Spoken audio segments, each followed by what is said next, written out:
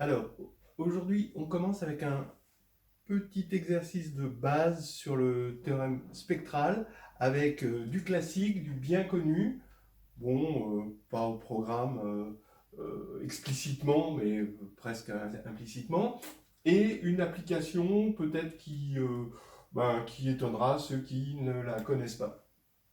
Alors, on part d'une matrice S symétrique réelle de taille n, et on va munir Rn de sa structure euclidienne canonique. Donc le théorème spectral nous assure qu'il y a n valeurs propres réelles avec multiplicité, que l'on peut, comme elles sont réelles, on peut les ordonner. Il y en a une plus petite lambda 1, une plus grande lambda 2, et il faut montrer que pour la structure, donc, que lambda 1 c'est le min de Sx, x quand x est de norme 1, donc ça c'est la forme polaire de la norme euclidienne, et lambda n c'est le max. Voilà.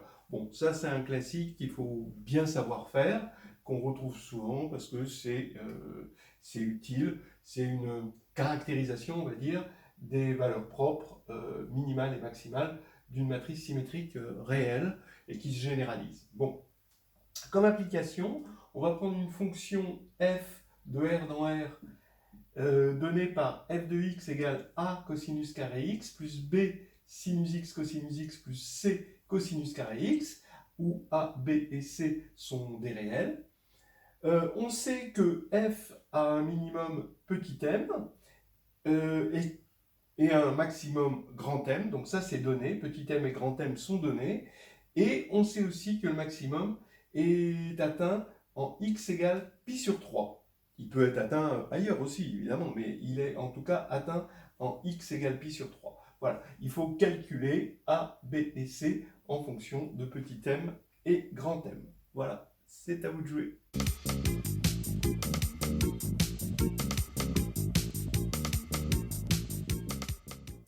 Alors, pour le 1, bon, bah, les deux sont à peu près équivalents. Il suffit de changer S en moins S pour passer de l'un à l'autre.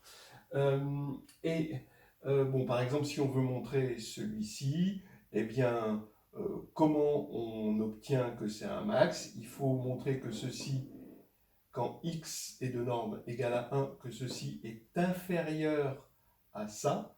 Et ensuite, il faut montrer que c'est atteint pour un certain x. Alors bien sûr, on se servira du théorème spectral pour décomposer dans une base de vecteurs propres.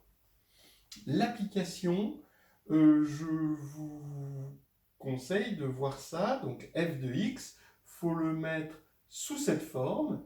Je vous rappelle que quand on est en dimension 2, eh ben, la norme est égale à 1. Ça veut dire que x est de la forme cosinus petit x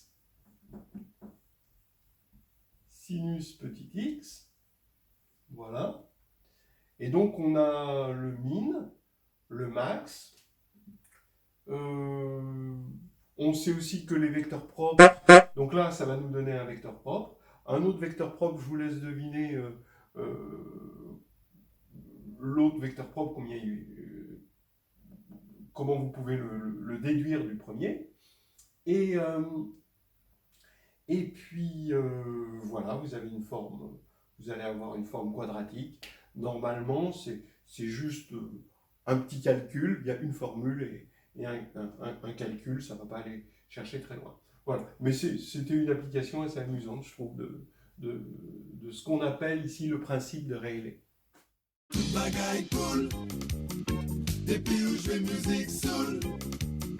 Bien, donc la question 1, c'est ce que je vous dis, c'est un classique. Hein. On part de grand X, on le décompose dans la base orthonormée assurée par le théorème spectral, c'est-à-dire que c'est la base VI. On a SVI égale lambda IVI. Je vous rappelle que les lambda I sont tous réels et on les a ordonnés comme ceci. Donc, on décompose avec les coordonnées petit xi de grand X. On va pouvoir écrire Sxx.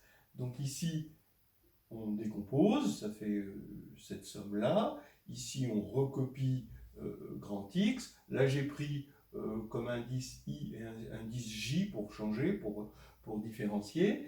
Et maintenant, j'utilise le fait que les VI sont des vecteurs propres, ici. Et là maintenant, je développe le tout en me rappelant que VI, VJ, ben, ça fait 0 si I est différent de J, et ça fait 1 si I égale J. Donc on va avoir ceci en développant le produit qui est bilinéaire. Et maintenant, ben, comme tous les xi carrés sont positifs, j'ai le droit, et que les lambda i sont inférieurs tous à lambda n, d'après ça, ben, j'ai le droit de multiplier une inégalité par quelque chose de positif, et en faisant la somme, ça va me donner cette inégalité-là. Là, je reconnais la somme des xi carrés, et je sais que la norme au carré, ici, est égale à 1. Et cette norme au carré, c'est aussi la somme des xi carrés, d'accord?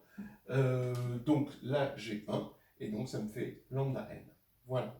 Donc, qu'est-ce qu'on a montré? On a montré que notre produit, là, notre fonction, elle est inférieure à lambda n. Maintenant, pour montrer que le max, c'est lambda n, il suffit de montrer que c'est atteint pour un certain x, et là, je prends le vecteur propre Vn, et là, comme Vn est normé, j'ai lambda n ici, donc c'est bien atteint, et donc ça permet d'obtenir le truc. Alors, on fait pareil avec lambda 1, mais en montrant que c'est supérieur à lambda 1, c'est exactement pareil, ou si vous êtes feignant et astucieux, vous dites que c'est juste le même principe, mais appliqué à moins s, qui va opposer toutes les inégalités.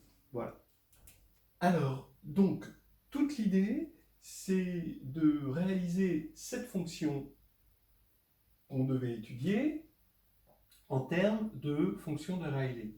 Donc ici, c'est Sxx, comme ceci. Si je prends soin de prendre S, la matrice de la forme quadratique naturelle, A, B sur 2, B sur 2, C, que je prends soin de prendre grand X sous la forme cosinus x, sinus x, puisque c'est la paramétrisation du cercle, hein, puisqu'on sait que x, il est de norme 1, donc il parcourt le cercle, et on le paramétrise par le cercle. Et on vérifie que le produit scalaire, ça fait bien ça. C'est quelque chose qu'on doit savoir sur les relations entre les endomorphismes matriciels et les formes quadratiques.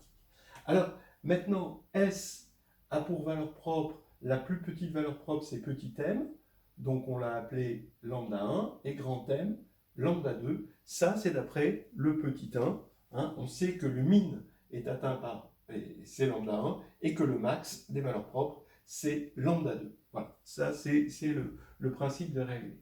Et maintenant, l'énoncé nous dit que grand M est atteint en petit v2, c'est-à-dire en x égale pi sur 3, donc en ce vecteur-là, 1 demi, racine de 3 sur 2. Bien, alors maintenant, il se trouve que le théorème spectral nous assure que,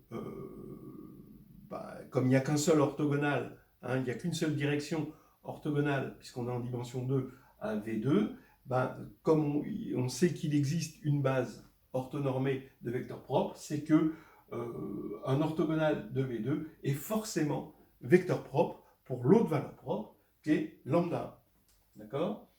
Bon, je n'ai pas eu besoin de supposer que petit m était strictement inférieur à grand M, même avec l'égalité, ça marche. Donc bref, ici, ça veut dire que S est diagonalisable. D'accord? Voilà sa forme diagonale. Voilà sa matrice de passage, ici. Ça, c'est la matrice de passage constituée du vecteur pour lequel le maximum est atteint et celui-ci, orthogonal, pour lequel le minimum est atteint. Comme ça, c'est une matrice, vous reconnaissez une matrice de rotation, une matrice orthonormée. Son inverse, c'est sa transposée.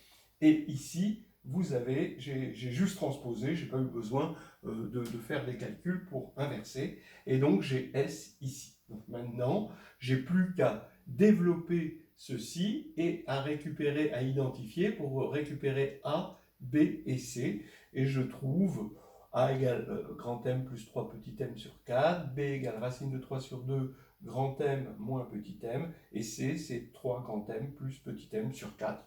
Voilà, ça pouvait être un petit exercice amusant dont on peut imaginer des généralisations en dimension supérieure.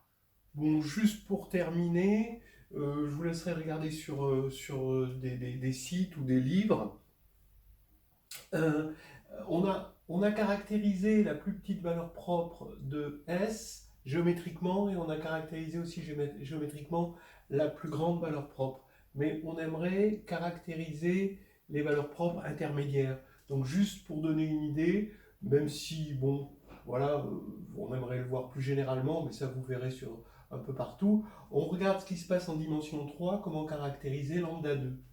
Pour ça, je regarde la dimension, un sous-espace quelconque de R3 de dimension 2, donc un plan. Eh bien, la formule de Grassmann me dit qu'il y a une intersection entre F et le plan engendré par V2 et V3, les vecteurs propres correspondant à lambda 2, lambda 3. Voilà. Et donc, il y a une intersection non nulle ici. En prenant un vecteur x1 dans cette intersection, eh bien, je suis sûr, et qui soit de norme 1, je suis sûr que ce qu'on appelle le quotient, des fois le quotient de Rayleigh, ici, S x1, x1, je vais être sûr qu'il va être supérieur à lambda 2 parce qu'il est engendré par ces éléments-là. On fait la même preuve que tout à l'heure. Et donc, puisqu'il existe cet x1 qui est supérieur, je suis sûr que le max, quand norme de x est égale à 1 de Sx, x, est supérieur à lambda 2. Voilà. Mais maintenant, le min pour tous les f, c'est pour ça que ça s'appelle le théorème du min-max, le min pour tous les plans, d'accord, de ce max, d'accord, ici je dois rajouter ça, doit être forcément, donc du coup, est supérieur à lambda 2, mais en fait c'est une égalité, parce que pour le sous-espace F0 égale V1, V2, eh bien, ce max est bien atteint en V2. Donc ici, on a une réalisation de cette deuxième valeur propre, et ça se généralise complètement.